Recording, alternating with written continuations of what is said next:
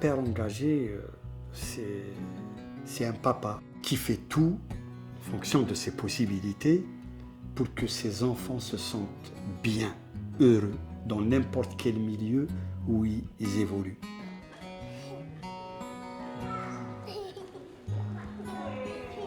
Un père engagé, pour moi, c'est avant tout le fait d'être très présent pour mes filles et de pouvoir justement leur faire découvrir ce monde que j'ai envie de leur faire découvrir. Pour moi, dans ma tête, l'engagement d'un père, ça peut prendre plusieurs formes, mais j'ai l'impression que ça correspond à la notion de disponibilité.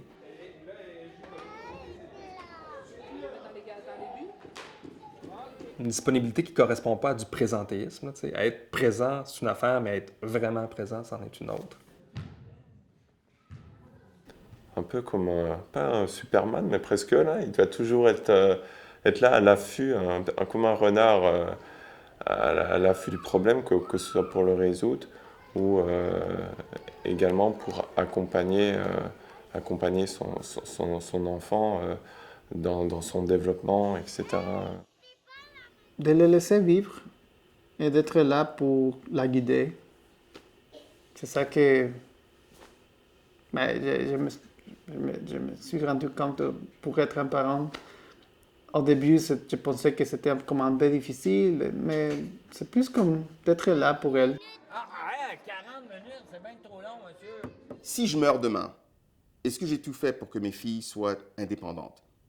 Pas encore, pas encore. Donc, c'est un travail de longue haleine. C'est un travail qui, jusqu'à temps qu'elles sont dans la peut-être mi-vingtaine. Alors, être un papa engagé, c'est être un papa qui est au fait des activités communautaires qui se passent dans sa ville. Qu'on soit papa célibataire, papa toujours en couple, ou peu importe la situation conjugale ou familiale, il y a beaucoup de services communautaires ou d'associations au Québec, notamment à Montréal, qui fournissent des supports aux papas. Donc un papa engagé, c'est un papa qui véhicule son expérience au sein d'un réseau, que ce soit associatif, même un réseau personnel.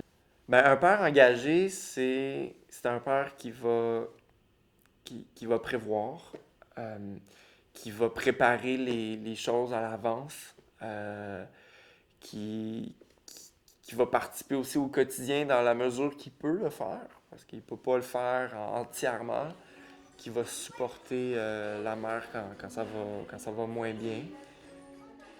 Quelles que soient les difficultés du couple, il faut la chose la plus importante avant de penser à tous aux différents problèmes qu'il y a, il faut voir les enfants. Placer les enfants au centre, après essayer de régler vos problèmes. On s'engage aussi pour véhiculer ou pour communiquer son expérience de papa auprès d'autres papas qui n'ont pas forcément la même expérience ou de futurs papas qui ne sont pas encore papas mais qui aimeraient bien avoir des retours. Moi, quand j'ai été papa, mes premiers mois, quand je prenais le taxi, ça m'est arrivé sur des déplacements professionnels où des chauffeurs qui attendaient des enfants, mais ils ne voulaient plus me lâcher. C'était est-ce qu'on dort moins quand on est papa? Comment se passent les premières semaines? Là, je me dis, mais même à ce niveau-là, c'est juste donner son expérience de papa, puis valoriser cette expérience-là. Mais c'est s'engager. Alors, on peut s'engager officiellement, activement, on peut s'engager de façon totalement aléatoire dans la rue, on peut s'engager avec son enfant en one-on-one. Pour moi, c'est ça, papa engagé.